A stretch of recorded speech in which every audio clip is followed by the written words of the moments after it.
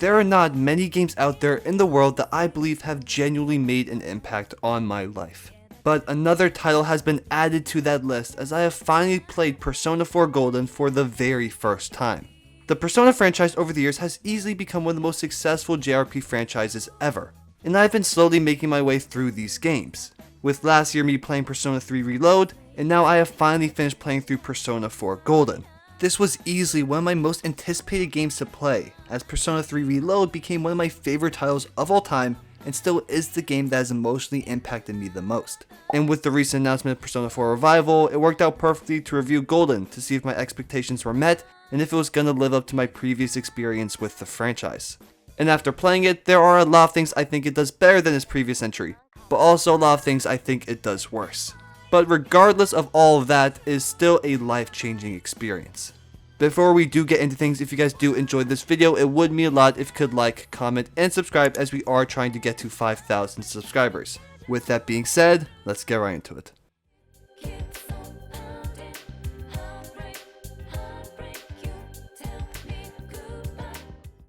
Persona 4 Golden came out on June 14th, 2012. This is 4 years after the release of the original Persona 4, which came out on July 20th, 2008. This Golden version expanded on the original with new content added to the true ending, more social links, new story content, gameplay enhancements, along with other things.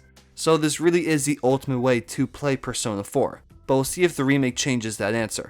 But with the release of Persona 4 Golden, it only released on the PS Vita and it took a very long time for it to release on other platforms, with it coming out on Steam in 2020 and modern consoles in 2023. So there was a pretty big time gap from when it released to when it was accessible to a mainstream audience. But leaving the release history of this title behind, the premise of this game is very similar to Persona 3's as you are once again a transfer student, but this time you're moving to a small town called Inaba.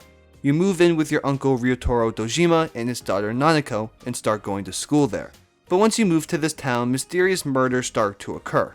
So with the help of your friends that you meet along the way, you must solve this case and discover the true culprit.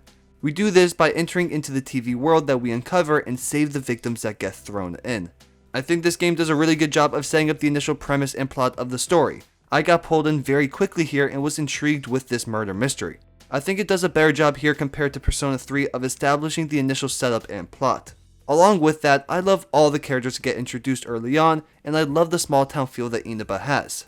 But a heavy portion of how time goes by here is the typical gameplay loop of Persona games. You go through dungeons to save the people that were thrown into the TV world, and besides that, you're living your day-to-day life till the next victim appears. And with that, we'll talk about the gameplay. Now for me personally, I don't love the combat and dungeons here in Persona 4 Golden. I don't think they are outright bad in any way, but it's definitely the portions of the game where I had the least fun with. I don't think there's much variety to them, and I feel like the combat overall is weaker in comparison to Persona 3 Reload. Like when we look at the dungeons, there really isn't much to them gameplay wise. They all function the same way for the most part. You go through each floor finding your shadows, and then fight some mini bosses, and eventually fight the main boss at the top floor. But I will say the last few dungeons of the game have some more gameplay variety, which is nice to see. But the place where I think the dungeons work very well is honestly nothing to do with the gameplay itself, but more narratively. The dungeons themselves represent the inner turmoil and conflict of the people that we are trying to save. People like Yukiko, Kanji, Rise, Naoto all have their own dungeons unique to themselves to represent their inner parts that they struggle with, and they take physical form in these dungeons. I much prefer this approach though for dungeons compared to a Tartarus where it's just 100 plus floors with not much narrative backing behind each new area besides just being different. And I like the condensed nature to these dungeons, so overall there are a lot less floors to go through. And one last improvement I really like on the dungeons is kind of a tie-in between the day-to-day life and your dungeon crawling, and that is the deadlines.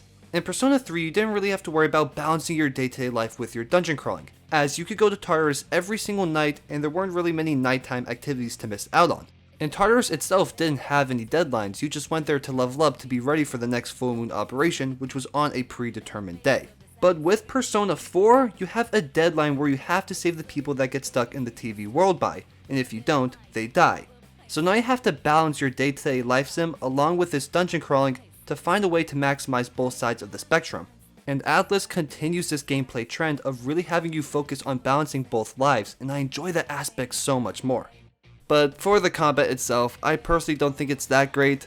Some aspects were removed, like the 3 types of physical attacks boiled down to 1. I know that's small, but it made physical moves feel less interesting since there's only one kind. And I didn't like not having dark and light attacks, but I did enjoy the insta-kills always exceeding when the enemy was weak to it. It made going through the dungeons a lot faster. And there are some other aspects of the combat that I do end up enjoying though. First, we have the unlockable skills you can get through leveling up your social links with your squad. They can knock status effects away, they can take mortal blows for themselves, and later in the social link they can take one for you. And they also unlock follow-up attacks when you knock down an enemy. Concentrate. This is it! I enjoy these aspects because it continues to give your party members more abilities as you play through the game, but it also just gives more of an incentive to do their social links, even though I don't know why you wouldn't want to do them already. These skills just add some enjoyable progression for your party members, like the follow-up attacks. You can have them for your people in your team, but also members that are not in your 4-people lineup can also do these moves, and they are useful because they always knock enemies down. Unless you're Chie and you just decide to send them out of the solar system every single time. But along with these skills that they unlock through social links, they also have the tag team attacks. Yosuke and Teddie's Junas Bomber, Chie and Yukiko's Twin Dragons, and lastly Naoto and Kanji's Beauty and the Beast. These attacks have a chance of happening when your all-out attack fails to defeat all the enemies. I like the pairings for all of them, but it would have been cool to see even more pairings within your squad. So I do enjoy a lot of the skills and aspects that the combat has, but overall I like things like Theurgy's a bit more in comparison to the tag team attacks. But in the grand scheme of things, Persona 3 Reload and Persona 4 Golden hold a lot of similarities in the core aspects of how the combat works. I just prefer the UI and style that Reload has along with some of its mechanics. But the dungeons are better in Persona 4 even though gameplay wise they still aren't that great. To move into talking about your party members though, surprisingly I found them all really useful. Obviously some more than others, but I ended up using every member of our cast at different points. My main 2 people I had with me were Yukiko and Teddie. Yukiko is just the actual GOAT. From her healing and powerful fire skills, she is just a force to be reckoned with. Teddie I like for similar reasons, just not to the same level. I also thought his ice skills and healing were very useful. From there I kind of feel the same with everyone else. Yosuke is just overall solid, Chie and Kanji are physical monsters, especially Chie, and Naoto is just so useful for going through the dungeons because of her dark and light insta-kills. Also, Rise as the navigator is like 1,000 times better than Fuka in every conceivable way, it's not even funny. But I ended up enjoying our entire cast for combat, and they all had their uses, and I enjoyed strategizing with different lineups. But moving away from the combat of Persona 4 Golden, we will move to the other side of the gameplay, and that is the day-to-day life. The day-to-day life in Persona 4 Golden consists of doing your social links, going to your job, and raising your attributes. I feel like this aspect of the gameplay is something that is massively improved here compared to Persona 3 Reload. Not just within the social links, but I feel like everything else that was going on, like the jobs, raising your attributes. I feel like there were just more things available to do day in and day out. Like there's just a wider range of jobs that you have and they help you raise your attributes, but also there are social links attached, so there's more of a use to them. On top of the jobs though, I feel like the social links have more variety within how you could rank them up. Things like the lunch boxes, having nighttime activities. These are things that help you raise your social points to rank them up. I feel like all these different features improve the overall social dynamic and experience because there's more things to it than just the social links. These nighttime hangouts have their own moments and dialogue. The lunch boxes take up no time in your day, but help with ranking up. There was nothing like that in Persona 3 Reload besides the activities that you could do in your dorms, but that didn't help with your social links. And I don't think it stops there in terms of the day-to-day life that you can experience, because we also have the scripted moments that happen within this game. Things like the school trips, hanging out with your friends.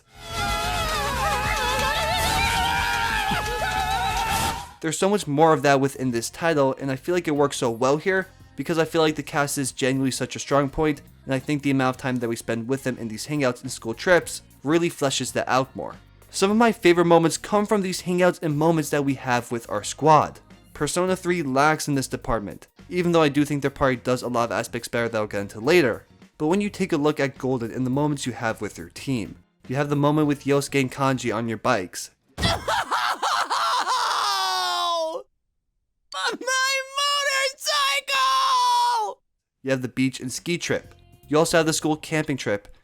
And you also have the time where you went to Tatsumi Port Island.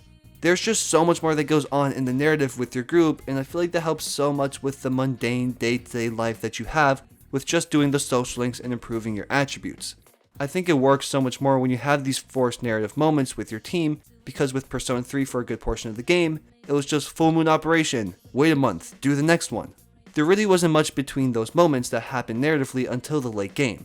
I didn't feel like that as I played, and I still don't think it's a major issue, but now with Persona 4 Golden, I see how much more could have been done. Even though these events don't advance the plot whatsoever, they're just really nice slice of life moments that you have with your squad that built their friendship.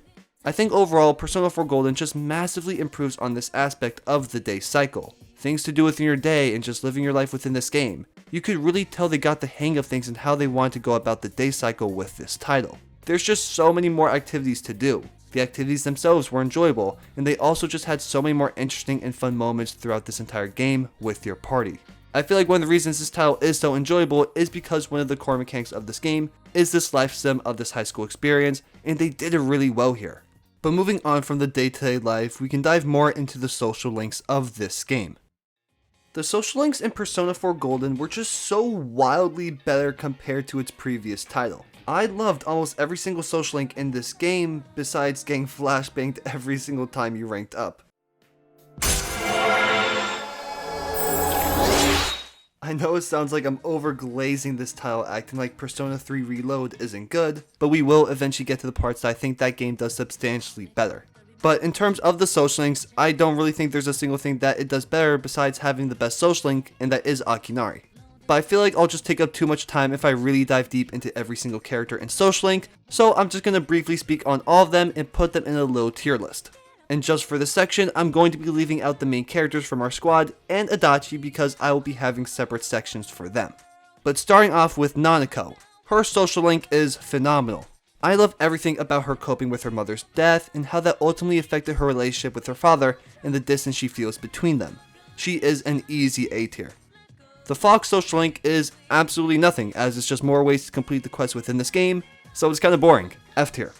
Next up, I did pick Ko for the Strength Arcana. I really liked his struggle with his purpose as he was adopted into this prestigious family, and they had these expectations of him. I loved watching him grow his own desires and what he wants to do with his life, disregarding the family name and other expectations people had of him. And honestly, as the social link progressed, it became the sudden lack of expectations that his family had on him that he struggled with. I'ma throw him into the A tier. Next up, we have Naoki Konishi, and I really like his social link, like a lot. Everything dealing with the grief of his sister's death and the survivor guilt that comes with that, and how people view him. I found that very interesting. He struggles with grieving and moving on from this death, and his progression and growth through the social link is phenomenal. S tier. We also have Margaret from the Velvet Room. Not much to her at all, you just use personas to have certain skills and there really isn't much else to her, but I'll give her a D tier. Next up, we have Hisano Kuroda. I honestly really liked her social link as well. Just like having to deal with moving on from the loss of her husband, the concept of aging and how she feels all alone now, and how life doesn't end with this grief and how she should keep living for her husband. I loved all those parts about her social link. And it had some aspects of Persona 3's themes, which I liked a lot. Easy S tier. Next up, we have Eri Minami. She was okay, nothing too interesting. It was her struggles with like being a stepmother and connecting with her own child. It wasn't anything too crazy, just kinda putting her right into the D tier. And I feel like that's a similar thing with Sayoko Uehara. The star for social link was just absolutely wild. I was terrified and was really worried where it was gonna go. And then the weird stuff completely stopped, which was nice. And it was just more about this loneliness, the dehumanizing of working in a hospital, this emotional burnout, and I did end up enjoying it by the end. But there were some levels where nothing happened, so I'm gonna give her a C tier. Following that, we have Shu Nakajima. He is a student that you are tutoring. I enjoy seeing this very realistic depiction of a child prodigy of sorts feeling trapped academically with these expectations placed on him by his mother, and this deep feeling of isolation and lack of emotional connection he has with others. It was better than I was expecting. B tier. Now for one of my favorite social links within this game, we have Ai Ebihara. I just feel like she really encaptured the theme of Persona 4 so well here. This idea of her fearing being unloved and really just putting on this fake front of her trying to be popular, trying to be loved. But in return, she became someone that she truly wasn't and ignored all the parts of her that she didn't think deserved or simply wouldn't be accepted. She sought validation from others and she constantly feared rejection, and explores her dealing with depression as well. It really is just such a good social link. Easy S tier as well. Next we have Yumi Ozawa. You meet her through the drama club, and that plays a big part into who she is. She uses her drama class to become someone she isn't and run away from her family issues. Difficulties with her mother and her father being out of their lives and showing up as he's dying regretting what he did. I think her social link really explores the theme of facing the difficult truth in one's life is always the better choice than to hide from it, and I think they handled that very well. But Yumi herself is fairly unenjoyable to be honest, so she can go into the C tier. But next up we have Dojima. Dojima is a fantastic social link. I love both Naoto and Dojima so much. They are easily some of my favorite characters in the entire game, and I think they impact Persona 4 Golden itself so much, I think if we didn't have them in the game, it would be a substantially worse experience. But back on Dojima's social link, I love this whole opening up to be a better father and closing the distance he's formed with Naoto, his situation with his dead wife and solving her case. There's so many great aspects to his story. He is going straight into the S tier. And then lastly we have Marie. I think hers is also a really good one. I see people giving her hate and saying she's not a good character, which is surprising to me, but I'll talk about that more in the narrative. Because here we talk about her social link, and I enjoy her making friendships, experiencing the world, forming memories, and trying to uncover the lost memories that she has. I really enjoy the time that we had with her, but it's nothing amazing. B tier. Overall though, I think all these social links do a really good job of fleshing out the theme of Persona 4 Golden, and I feel like that's what I really do enjoy about the social link concept within these Persona games.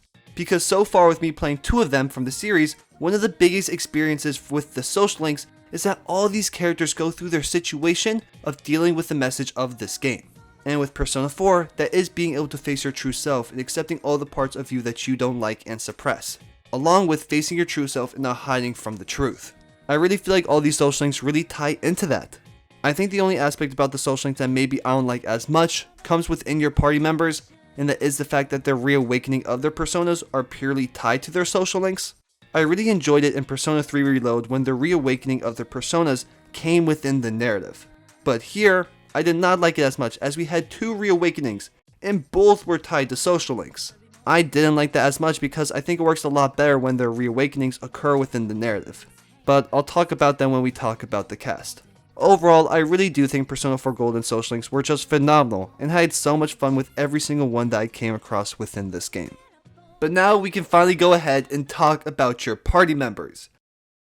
Going into this game, I was already kind of aware of the fact that a lot of people said it had the best cast in the series. And now after finishing it, I kind of agree with it in many aspects, even though I haven't played Persona 5 yet, but comparing Persona 3 and 4, I think Persona 4 Golden has a better group dynamic. This is genuinely some of the most fun. Let me take that back. It is the most fun I've ever had with a group in a video game ever. I became so connected with every single one of them by the end of the story. It was so sad to finish the narrative because you're no longer going to be spending moments with this group of people anymore. I think Atlus did such a good job of really building this friend group here and making them feel close to one another. I think this was lacking in Persona 3 Reload, even though I do think it's just 2 separate takes on the cast of characters though. Because I don't think Persona 3's group would have inherently worked as well if it was like Persona 4's and vice versa. I think they both worked differently, and I think the groups worked well for what they had. I just think I had overall more fun watching this group in Persona 4. But talking about the cast itself, they do such a good job, from Yosuke, Chie, Yukiko, Kanji, Teddie, Rise, Naoto. Every single character that joins your team is enjoyable, and there's not a single weak link in this group whatsoever. Besides, maybe Teddie. Shooby-dooby. Teddie is definitely difficult to deal with at times, but besides that, I love them all. I already touched on this when talking about the day-to-day life gameplay, but I think one of the reasons I think this group dynamic works so well is because we have so many moments with them. Like, we really just see them be friends and spend time with each other and make memories. They give us so much slice of life content that doesn't advance anything, but you would be nowhere close to as connected to this cast of characters if you didn't have these moments. But moving to something I think this game is not as good compared to Persona 3 Reload is the individual characters. I think the whole cast here holds their own individually, but I think overall every single character is not as good individually compared to Persona 3's. Okay, I feel like I'm wording that wrong. I think there's more individual moments with Persona 3's cast, and I like that more. And also for Persona 3, I think they have a higher ceiling of characters, but Persona 4 has a higher floor. Someone like Aigis from Persona 3, I think is definitely better than any character from Persona 4. But then I feel like there's a bigger gap of quality in Persona 3's group from the top of the top and the bottom of the bottom, but Persona 4's is just so consistent with quality throughout.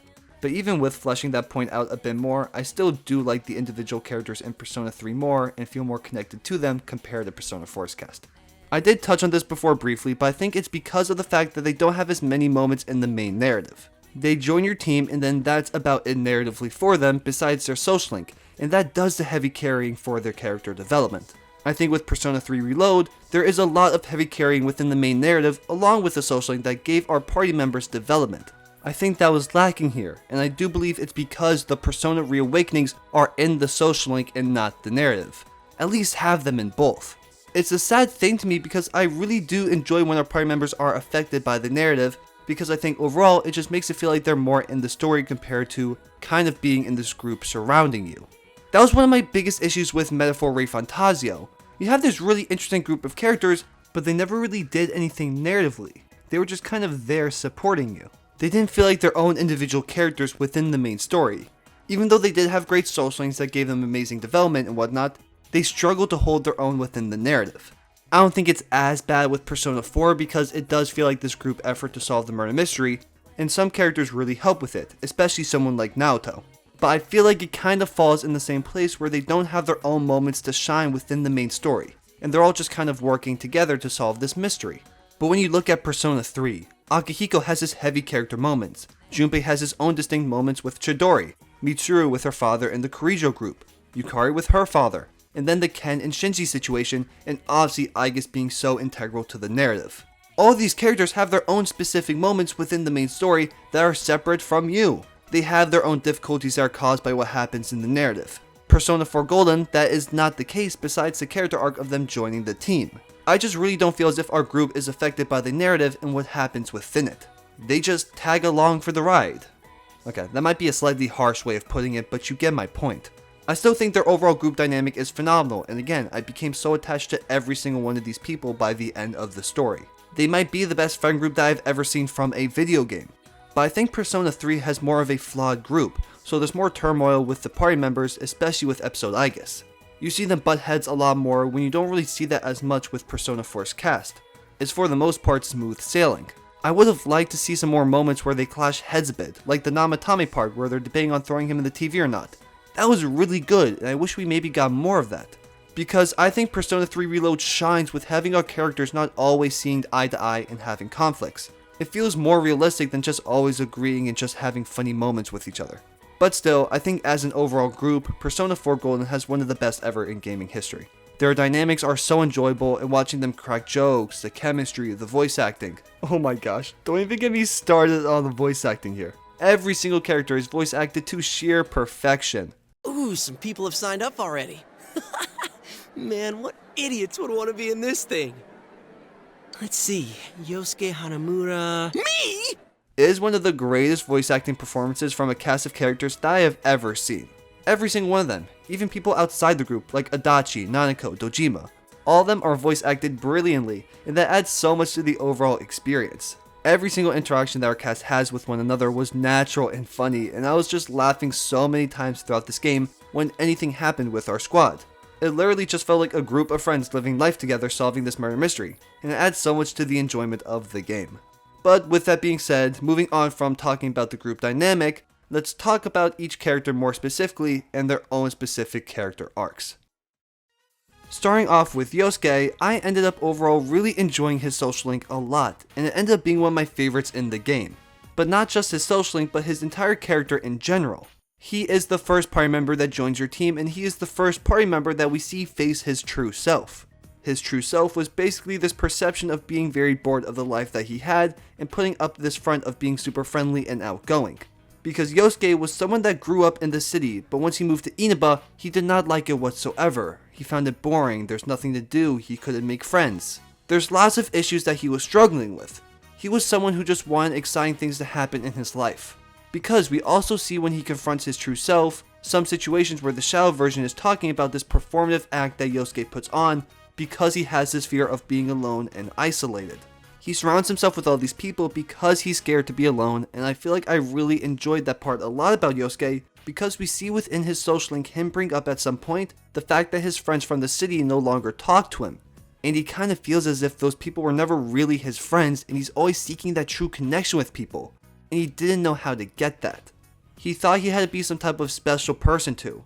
And I love that part so much, because the ending of the game itself, when we were riding away in the train, one of the biggest messages you're left with is that distance will never change a true friendship. That true friends will always stay together. We are connected between each other's hearts, and distance will not affect that. And I just love by the end of his social link him loving Inaba, but nothing actually changed there. He's the one that changed. He has friends, family, and people that he cares about in this place, and just watching him grow from where he was at the beginning of the game to where he ended was beautiful to watch. He is easily one of my favorite party members. Oh, let's remember that social link tier list? I'm gonna throw him right into the A tier. Now following Yosuke, we'll move into our next party member that joined, and that is Chie. Now when talking about Chie as a character, I was honestly fairly annoyed with her at the start of things, like she was just really loud. My trial of the dragon! But as the game went on, I really ended up enjoying her as well. I feel like her social link along with facing her true self are some of the more interesting portions of the game, because these things involved her dynamic with Yukiko, which I felt was very unique compared to other characters in this game because our cast development was focused around just them. But we see this situation with her and Yukiko where Chie very much sees herself as inferior to her. Yukiko is prettier, more popular, more girly. Everything that Chie isn't, Yukiko is. But Yukiko also depends on Chie, and she loves that to a fault. She takes that and manipulates it and wants to make sure Yukiko can't live without her.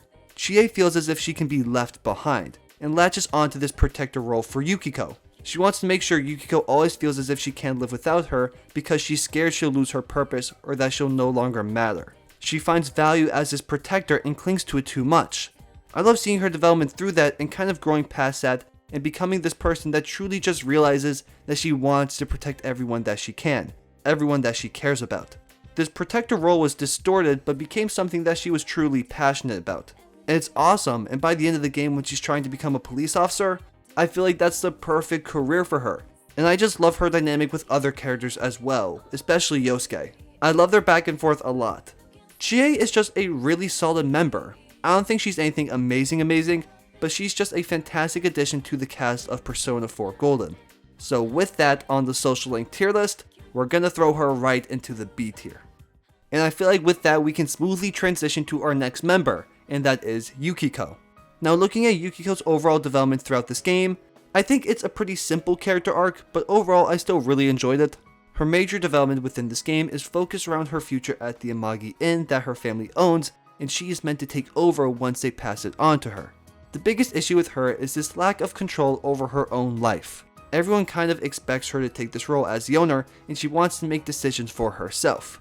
And we see this when she's facing her true self. We see within this part her shadow taking the form of a bird in a cage, looking to be saved by some prince and be taken away from the situation that she is in. She wants to be saved and wants to have control over her future. She does not feel that she has the freedom to make her own decisions. So within her social link, that is what the major focus is.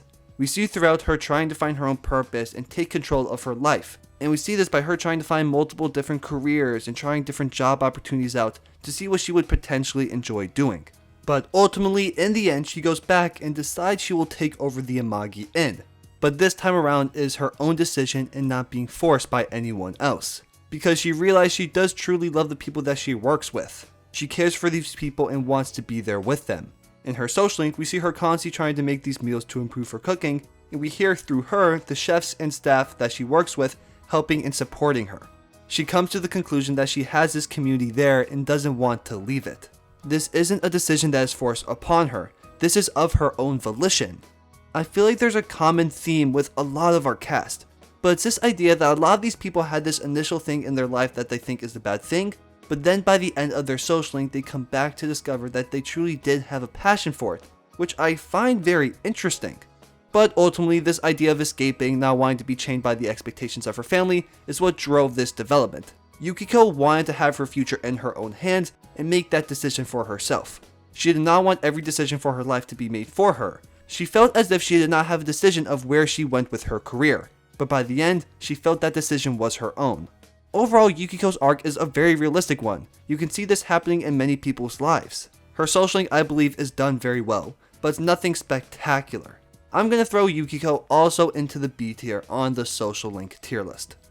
With that though, we can talk about my favorite character in Persona 4 Golden, and that is Kanji.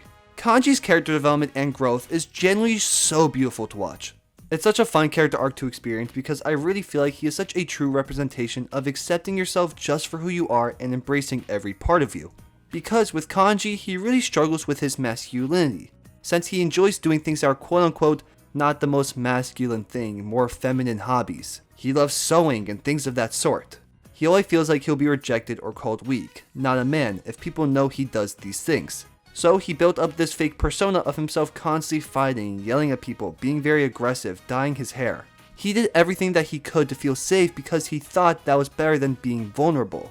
This ties into the theme of how people have this false view where they think it's better to have a false reality than face the difficult truth. And one of the bigger parts about this social link is this whole idea of how he thought it was better to just scare people off and push them away instead of actually explaining who he is. But Kanji realizes that no one will ever understand who he is if he doesn't go out of his way and embrace it and explain his passions. So I just love watching him accept who he is and having no shame about it, because through his social link, we see him help this young boy who loves the dolls and animals that Kanji crafts.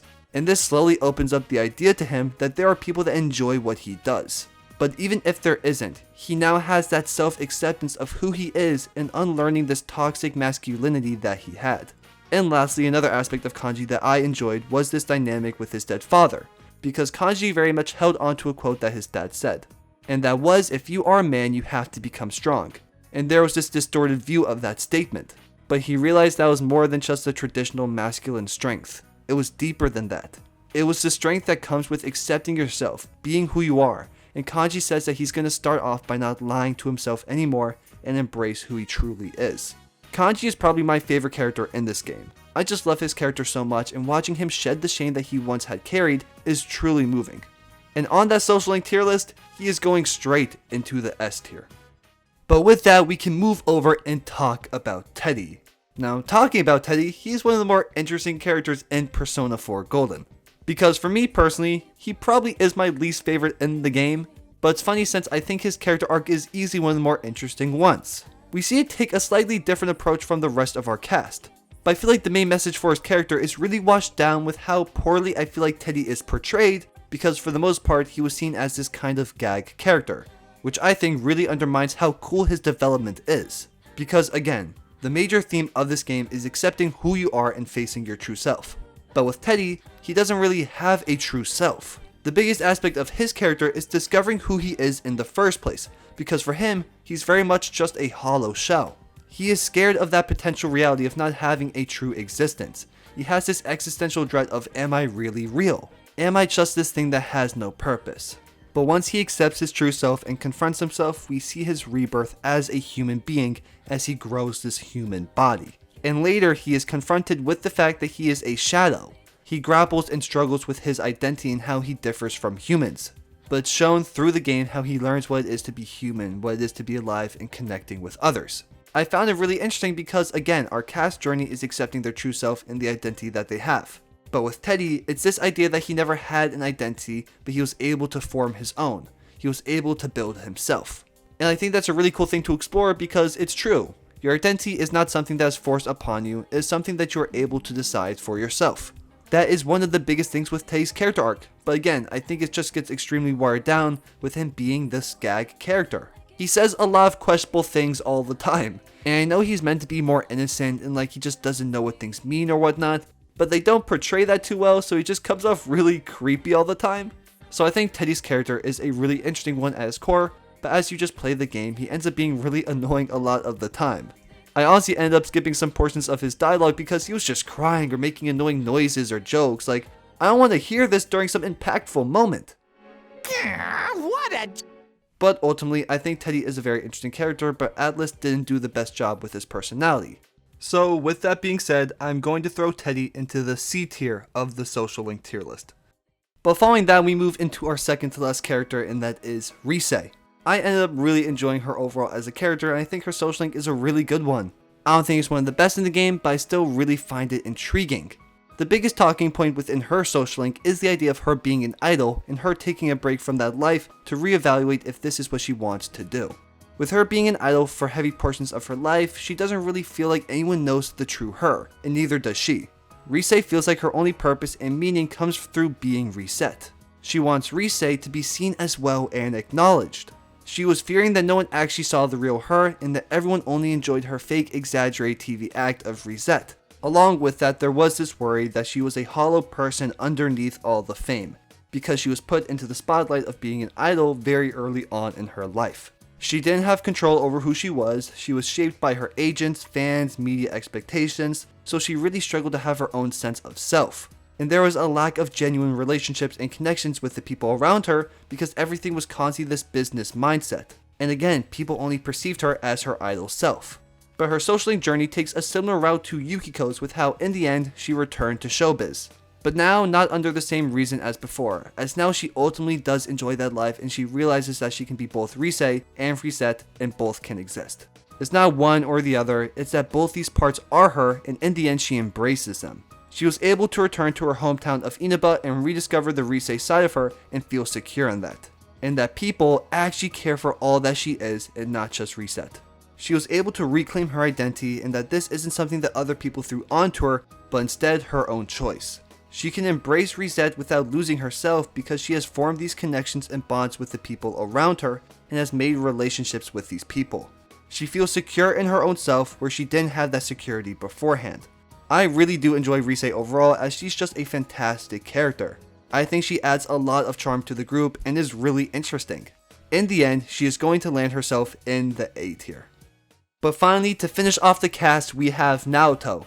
And I think she is just a phenomenal character. Her overall character arc is just such an interesting one.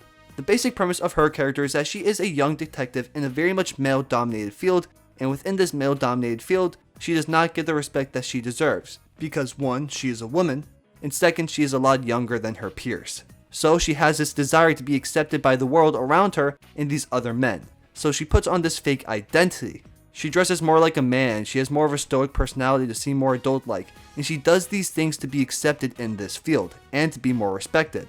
But as her social link goes on, she learns to truly accept who she is as a person, and that she should not feel the need to be accepted by the world, trying to be someone that she isn't. She learns to embrace the fact that she is a woman, and the fact that she is not an adult. And she ultimately becomes so much more self-confident in who she is as a person. She felt like her intelligence, her effort, her knowledge, these things weren't going to be enough to gain her respect, and that she had to be someone she wasn't.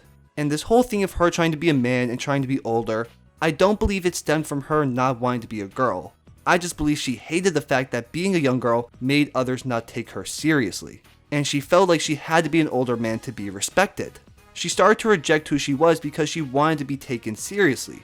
But by the end of her social link, she became so much more than just her detective self. She reflects on her deeper desires, who she wants to be outside of just being a detective. She explores her emotions more, and just overall opens up a lot more as a person and begins to trust others instead of only herself. And we get to see her true personality. I really enjoy this arc because she starts off trying to erase everything she was, but by the end she realizes that she could be this young, intelligent woman and still be respected and that she is enough. That who she is now does not have to be changed to gain some respect or to be acknowledged. I think it is a beautiful journey of self-acceptance of who you are, and I think it's brilliant. So I think ultimately she goes into the S tier of the social link tier list. I think as a whole, the entire cast of Persona 4 Golden holds their own very well. I think the theme of the game of accepting your true self and embracing that gives such a good platform to create really enjoyable character arcs and journeys for our party members to go on. And I feel like all of them explore this theme in their own way and it feels real and genuine. All this growth and development feels natural, and you love seeing them just accept who they are and become the best versions of themselves. The cast of Persona 4 truly is just one of the best in gaming in my opinion. We can finally move into the last section of this video, and that is the main story. Now, when talking about the main story of Persona 4 Golden, I feel like there's a lot of aspects that it does well, but also feel like there's in a lot of ways places where it falls short comparatively to Persona 3, and I really do think this is where Persona 3 blows it out of the water in a lot of ways. But to start off with some of the good aspects, I think this game handles the first few months of the story very well. I've touched on the premise before, but again, we are a transfer student in this small town called Inaba, and basically this murder mystery begins and we are trying to solve the case. Through this, we learn about the TV world that exists, along with the Midnight Channel, where we can discover who the next victims are going to be. So with using both of these things, we are able to start saving people from being murdered. So the first few months of this game is just building up a squad, trying to uncover what's going on, and trying to make progress on the case. I overall enjoy it because I like seeing layers to the case be added on, and it's fun getting new members of the team. Like watching our squad try and help them not be captured in the first place is hilarious, especially the whole Kanji case. Yosuke and Chie had me dying that whole time. Hey, are you listening, damn it? It seriously ain't like that! Like, there was just a lot more interest in these sections compared to the full moon operations of Persona 3. I had a lot more fun with them narratively at the start. And as the case goes on, Atlas tries plenty of times to subvert our expectations and make us think we have solved the case. Okay, I don't think they were trying to really trick us since we know there's so much time left in the game so that it can't end here. But there's this constant feeling of, okay, where are things going to go from here? We are smoothly sailing through the story, saving people, making progress in the case, until we have our first situation of falsely solving the murder mystery, and that is in August. Up to this point, we have believed that we learned how the murders were connected and what prerequisites needed to occur for these people to be sent into the TV world. We have learned that these people needed to appear on television in the first place, because we see this with all of them, Mayumi Yamano, Saki Konishi, and then everyone from our team. They all appeared on television before being sent into the TV world. But now there's been a murder that doesn't go along with our theory. One of our teachers was murdered, but they never appeared on the television. We learned that this murder was committed by this teenage boy named Mitsuo Kubo. What do you think of that? Say something, damn it! But the issue with that is that it does not line up with any of the other murders that happened thus far, and it doesn't help that he confesses to all the previous deaths, and not just King Morons. But our team remains suspicious as, again, Mitsuo's motives are very vague and inconsistent with everything that has transpired. And eventually we confirm it wasn't Mitsuo, as Naoto baits the murder in capturing her and sending her to the TV world. I found Mitsuo to be overall a very interesting character in a sad way. His motives for committing the murder of King Moron and confessing to the others was to be acknowledged and seen, which is something that a lot of our party members struggle with. But Mitsuo went about solving it in the worst way possible. And he never really had any true reasoning or motive for this murder. It doesn't really show any remorse afterwards. 3 people are dead because of you.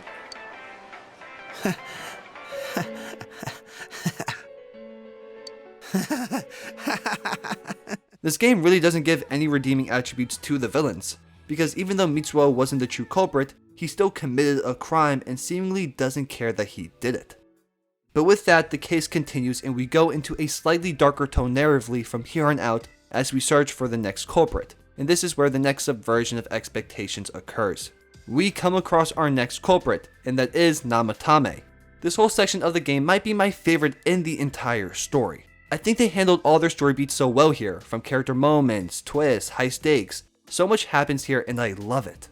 Up to this point, all the people that have been kidnapped or taken into the TV world have been people that we haven't really known too well. But this time is a very different situation as the person that appears on the Midnight Channel is Nanako.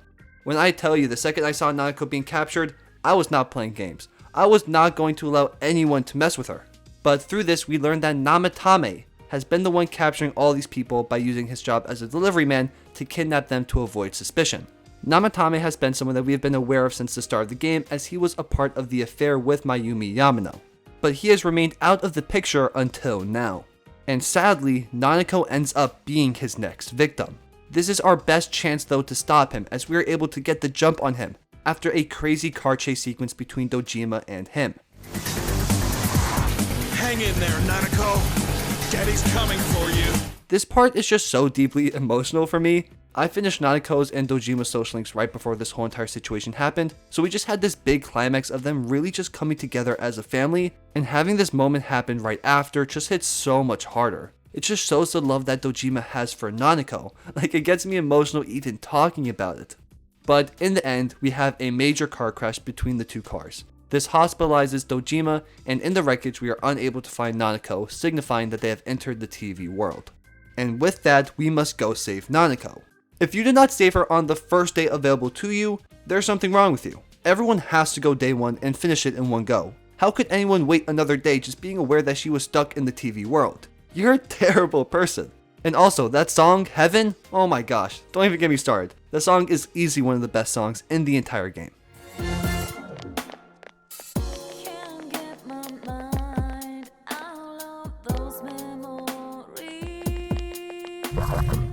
But from there, while saving Nanako in the first day, we hear Namatame talking very weirdly about everything in the sense that he believes he is saving these people that he has been throwing into the TV world. Murder? No. I'm saving them. But after taking him out and saving Nanako, he is hospitalized along with Nanako and Dojima. They remain in the hospital for a very long time, so we have to wait for their recovery, especially Nanako's. But instead, we just get the worst case scenario and Nanako ends up passing away in the hospital. I was traumatized. I kinda had a feeling they weren't gonna let her die though, like that was too crazy of a thing to do. And she didn't. She did come back to life. But still, that moment hit like a train. Just hearing the heartbeat stop was devastating. Nanako is one of my favorite characters, and seeing her potentially go out like that broke my heart. But from there, our group loses their heads after seeing Nanako die, and this is my favorite moment of the game right here. They go after Namatame in the hospital and confront him, and this is a direct hit on the message of the game of facing the difficult truth. They want Namatame to be the true murderer and the culprit. They want him to face the consequences of murdering Nanako. They wanted it to be him no matter what. And we even see this manifestation of their desires on the TV screen when they see Namatame's shadow saying these things that he wanted to kill them, which directly opposes how he's been speaking this whole time. And this is like one of the very few moments, it might be the only moment, where we see a conflict within our group, with Yosuke, Kanji, and Naoto really trying to murder Namatame right here and now, and just throw him into the TV. But on the flip side, we have Yukiko, Chie, and Rise saying we should rethink this whole thing and not murder someone. Ultimately, Namatame wasn't the true culprit. Yes, he was the one sending these people into the TV, but his motives were not trying to murder them, which we'll get into in a moment. He was truly trying to save them. So, in the moment, you have a chance of getting the bad ending for this game, or continuing on to get the true golden ending, which I think is such a cool way of showing the two sides of one of the themes of Persona 4. You can either accept the desirable fake truth that you want to, or face that difficult truth and keep pursuing it. But this game subverts expectations multiple times throughout, and I will mention it later on in the video, but I think to a point it's to a fault that they push the narrative on just more and more, but at the same time I feel like it fits thematically, where you can see this truth that was presented isn't actually always happening. I think we see that here with this whole Namatame situation with his shadow saying that he wanted to murder them, when that was what we wanted to see, the distorted view of the truth. So in the end, if you pick the right dialogue options and everything, you continue onwards to the true golden ending and spared Namatame. And following the whole confrontation with him, we return to his room the following day to truly get his side of the story. And here we learn about his true motives. It all starts off with Namatame and Yamano's affair. He's feeling heavy guilt over the whole situation, but one night he is in his room while his TV is off, and he recalls the Midnight Channel rumor. So he looks towards his TV and sees Mayumi Yamano seemingly crying for help, and he reaches his hand to the TV and is able to put his hand into it. But the following day, he learns that she died, so then he starts to assume that she was asking for help through the TV to be saved. Then when time passes and he sees Saki Konishi on the Midnight Channel, he does everything that he can to save her, but in the end he was unable to. But when he finally sees Yukiko appear, he decides to throw her into the TV himself, and she lived. So now Namatame has this perception that these people are surviving when he's throwing them into the TV, and they come back fine. So we see him continue to do this with Kanji, Rise, Naoto, and lastly Nanako. He continues to throw people into this TV world because he believes he is saving them, because it kinda makes sense. No one has died since he started to throw them into the TV world, and people were dying beforehand. But in the end, he almost ended up taking Nanako's life because of this disillusioned nature that he believed he was saving people. I convinced myself that world was some sort of sanctuary, and I secretly believed myself to be a hero. So after speaking to him, we go out and try to think about who is the true culprit, because there was someone else who took out those first two people. And after discussing with Yosuke and Naoto, we settle down on one person, and it is Toru Adachi, Dojima's partner in the police force and someone that we personally have grown close to. This was a fairly good plot twist. I wasn't really suspecting Adachi whatsoever until the whole entire hospital thing with Nanako. I just felt like he was acting out of the ordinary, and that's when I started to suspect him. And once we have come to the fact that he is the true culprit, we go ahead and confront him, and he runs away and we chase him into the TV world. Here we get a lot more of Adachi's motives and why he is doing what he's doing, and some of his backstory overall. I think he's such an interesting character to me purely because of the fact that this man isn't redeemable whatsoever. I always get annoyed sometimes with the media when they always try so hard to make morally ambiguous villains, but when we're talking about Adachi, this man really just does it for the love of the game. When we try to dive deeper and try to see why he's doing all these things, he's just like, "'Cause I can and it's fun to do." Reasons? None, really. I could do it, that's all. And it was fun. I guess that's my reason? He always described all the events that were occurring as a game, and we learned through this convo that Adachi did push Mayumi Yamano and Saki Konishi into the television. And then he was able to convince Namatame to become the savior person and put the other people into the TV. So once he pushed the first two people in, he kind of became like this overviewing god of sorts, a puppeteer, controlling everything else that was going on. And in terms of Mitsuo Kubo, Adachi also pushed him into the TV so that the case would not end, so that he could keep having his fun.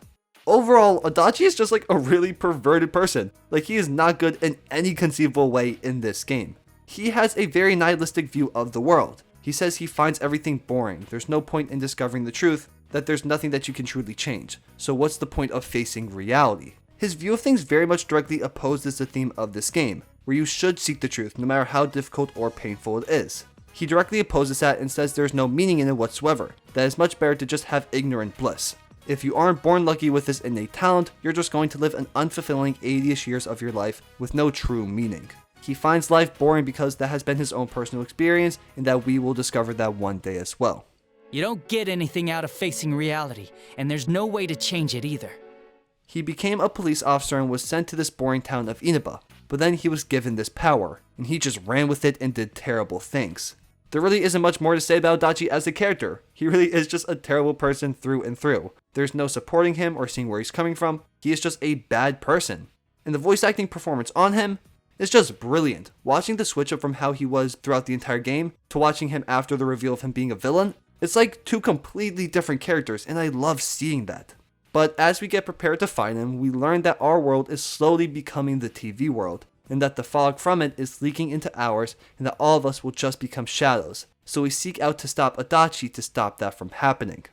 So we go ahead and fight Adachi and take him out, but following his fight, he turns into this being called Ame no Sagiri. This is basically a being that is trying to turn every single human into a shadow and engulf our world with the fog, because they say their desires are humanity's desires. And they state that humans' desires are to ignore the undesirable truth and become ignorant to reality. They say that humans used to seek out the truth, but as time has progressed more and more, it has moved into the mindset of not wanting to face reality and to ignore it. They say that this fog will turn everyone into shadows and that they will be able to live this ignorant life unaware of what the truth is. But of course, we as a team are opposed to that ideology, and we go ahead and take them out. In the end, we stop the world from being engulfed in the fog. But we're still kind of left with this looming thing with them saying if human desires ever return, so will I. So yes, we took them out, but it doesn't seem like we're done yet. But for now, we have basically saved the world. This is the quote-unquote first ending of the game to me. This tile very much pushes the ending back more and more from this point on. The game ends like multiple times. We had this conclusion here, and then we had the ending with Marie, and then lastly the Izanami one at the very end of things. So I feel like this narrative kind of ends 3 different times, which overall I kind of find annoying because, again, most of the time we are aware as a player that the game is continuing. We're still going onwards, especially if you're seeking the true ending, you're following specific steps to get there. So when they kind of push back the ending multiple times, especially in the last part, it just feels weird. But I still think overall it is a cool way of approaching the theme of the game of like, oh, we think we finished things, but there's another layer to the truth that we have to uncover, and it's a fun way to play with the message of the game. But in the end, we save the world from the fog for the time being. I love seeing Inaba being lifted from the fog and just seeing the bright sun, the music playing. It really is such a beautiful moment.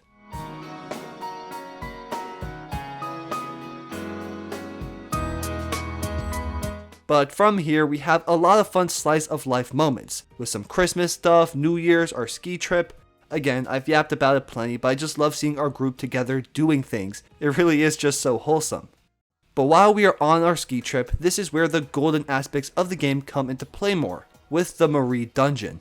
Now, when talking about Marie as a character, weirdly enough, she is one of the more hated, well maybe more disliked characters in this game, which I find really weird. Yes, of course, I have some issues with her character and how she is handled, but ultimately, I think she is really enjoyable. Marie's whole character arc within this final portion of the game is basically her trying to take herself out because she has regained her memories and has learned that she is a threat to the world. She was a part of Izanami called Kusumi no Okami. She has the fog trapped inside of her, so her only way of keeping the world safe is to trap herself in the Hollow Forest and allow it to be destroyed along with herself.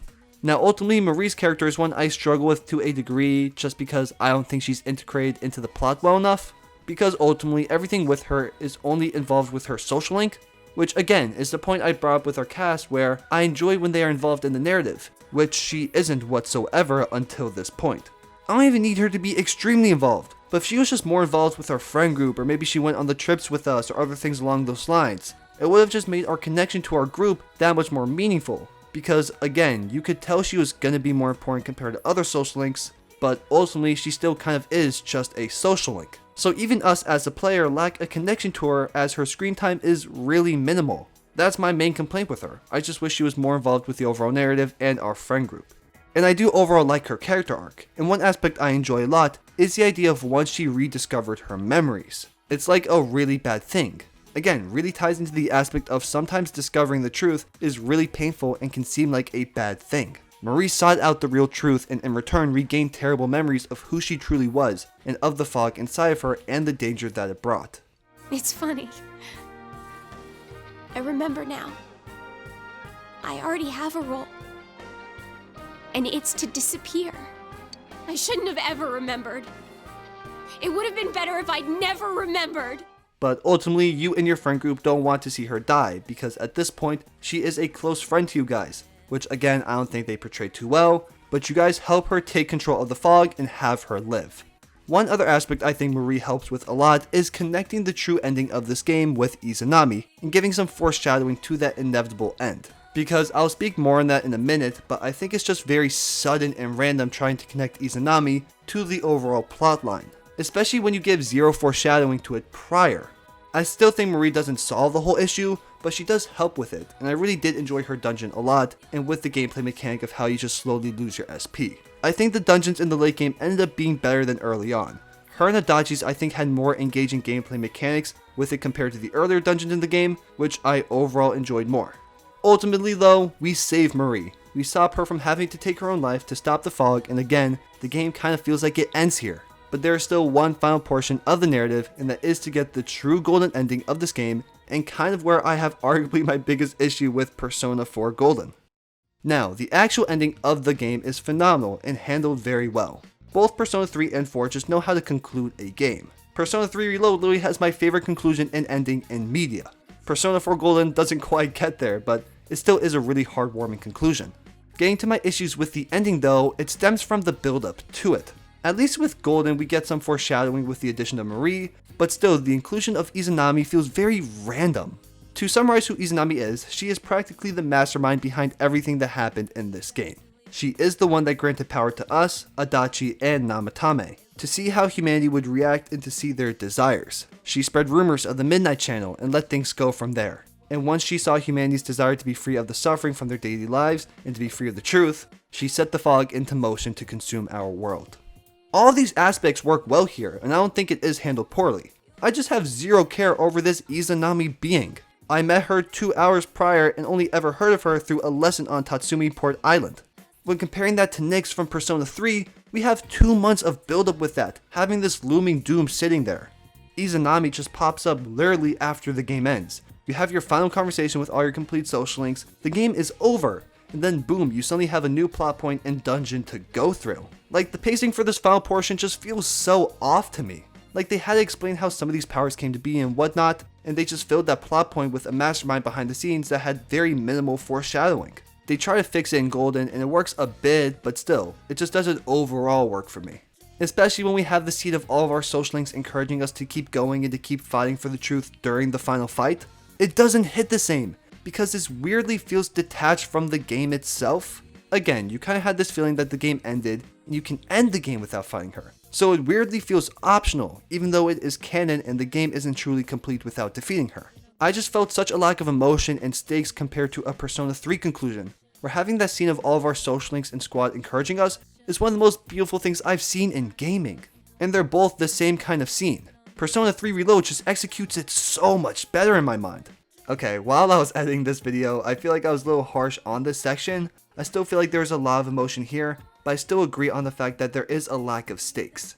This whole Izanami plot just felt shoehorned in, like they just had some boxes to check off for what had to be in the ending, and just conjured this up. Which is sad because I think thematically things work very well here still. Like, I can see the idea of this being the hidden truth and how things can seem a different way, but that's just how we're choosing to see it, and we must search for reality and the true meaning behind everything. We could choose to ignore that there's this extra plot point with Izanami, but ultimately we're hiding from the truth. I just don't think they handled it very well. But we do eventually defeat Izanami and gain the true ending. From here on out, I love everything that happens. All of it is so beautiful. Watching the fog lift from the TV world is so impactful, because this world is a manifestation of the collective human unconscious. And through this whole game, it has been flooded with this fog and shadows attacking people. But now we just see a beautiful landscape, truly showing the beauty of humanity and how without the distortion of the fog, how beautiful life and humans really are. It is so impactful and such a beautiful conclusion to the Shadow world. I know I said before that the whole Namatame scene was my favorite in the game, but I think this scene right here is easily my favorite. It's just the perfect conclusion. It is masterful. Everything is handled to perfection. The music, the thematical message behind it. I literally get emotional just watching it over again. And we also just have the moment on the train with everyone crying while running after you. I was crying as well. All of them screaming, saying how we'll always be friends, not to forget them, is so touching. And Teddie's final monologue, I cry every time. Him saying that all our hearts are connected and that the bonds that were formed let us search for our purpose in life. No distance can make these bonds waver, and whatever that purpose may be that we're searching for, there are people around you to help you fulfill it. And of course, the epilogue where you visit everyone is generally one of the most joy-filling moments in a video game ever. It is so beautiful watching how our group has grown and them all spending time together and laughing one last time for this game is amazing. It is one of the happiest endings ever, but I'm still left so sad that the game is finally over.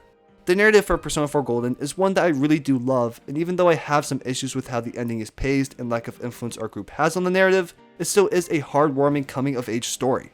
And in the end, all these critiques and issues don't really matter. I know I'm being nitpicky on some sections in here and whatnot, but ultimately, this is one of the very few games that have impacted my personal life, and that is an accomplishment that very few games have ever been able to achieve. And this game's theme and message is one that's going to stick with me forever. That the truth is worth seeking, accept your true self, don't be ashamed of who you are, form bonds and friendships as these will last you a lifetime and they will help you along the way. I truly love the message and story of Persona 4 Golden. I wasn't too sure coming into Persona 4 Golden how it would hold up to Persona 3 Reload, as that game changed my life. But somehow a series is able to have back-to-back games that change the way I view my own life and just give me so much hope. These games are the ultimate mental health booster. They are some of the most hopeful, impactful games that anyone could play. I had sky-high expectations and they were met and exceeded in many ways. Of course, this title does not go without its flaws, but it is easily one of my favorite video games of all time and one I will always cherish from the bottom of my heart. From one of my favorite casts in gaming, a top tier soundtrack, a beautiful message, Persona 4 Golden is a game that everyone should experience, and I am glad that I have. In the end, my final rating of Persona 4 Golden is a 9.5 out of 10. And now all I gotta do is play Persona 5 Royal later this year. If you guys made it to the end of this video, thank you guys so much for watching. Your support means the absolute world to me. If you guys did enjoy today's video, it would mean a lot if you could like, comment, and subscribe, as we are trying to get to 5,000 subscribers. Again, thank you guys so much for watching. I will see you in the next video, and God bless.